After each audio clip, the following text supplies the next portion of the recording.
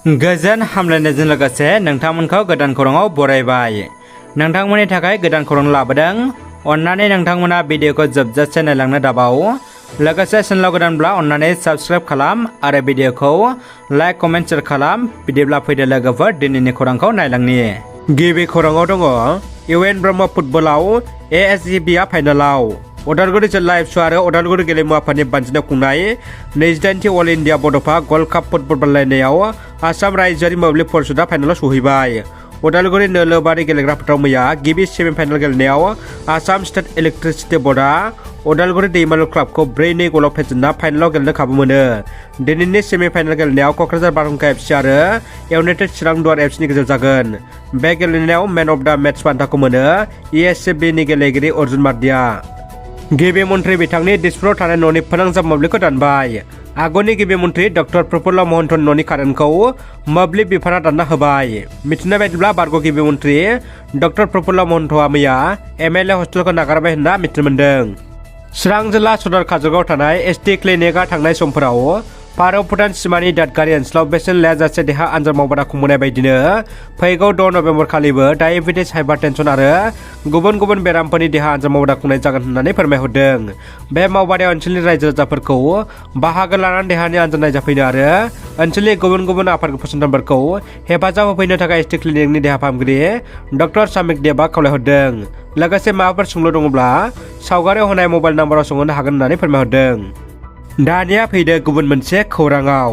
Helicopter जाब्रबथायजों मोगा-मोगि जानांदों मेघालयानि गिबि मन्थ्रि कनराड सांमाया। मोनसे सुलुंनिफ्राय मिथिनो मोननाय जादों दि मेघालयानि गिबि मन्थ्रि कनराड सांमानि हेलिकप्टारा हरखाबै जाब्रबथाय जादों। बे जाब्रबथायजों खुनुरोखोमै जिउ रैखा मोनदों गिबि मन्थ्रि कनराड सांमा बिथाङा। मोनसे दुखुनांथाव खौरां। थांनाय हरनि समाव हाग्रानि मैदेरा फैनानै न' सिफायना गालांदों। बे जाथायखौ खोनानानै दादगारि दालाइसा दुलाराय बर' फरायसा आफादा अनसुंथाइ होयो।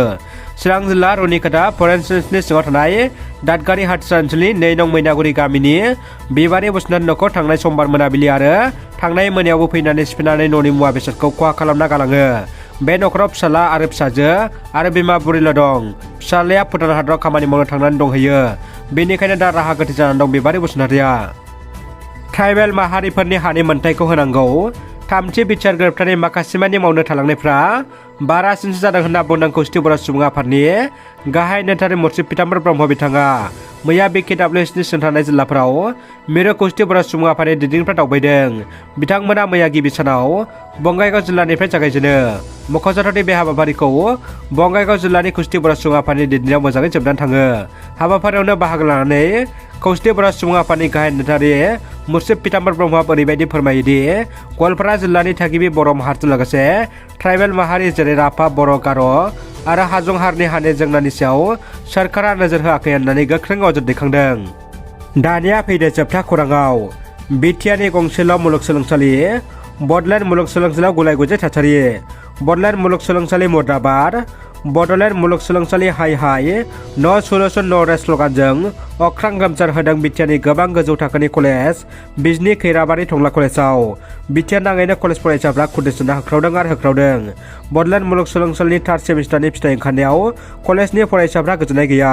मानोना बे फिथाइ फोसावनाया थार फिथाइ नङा। फिन मोजां फिथाइ होनांगौनि दाबि खालामना गंफ्रोमबो कलेजाव गोख्रों रावजों होख्रावदों।